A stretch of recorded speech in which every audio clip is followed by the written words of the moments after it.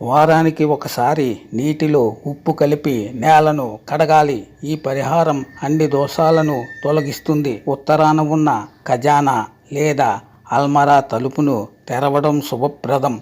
అలాగే చీపుర్లు లేదా మురికిని అల్మరాల దగ్గర ఎప్పుడూ ఉంచకూడదు.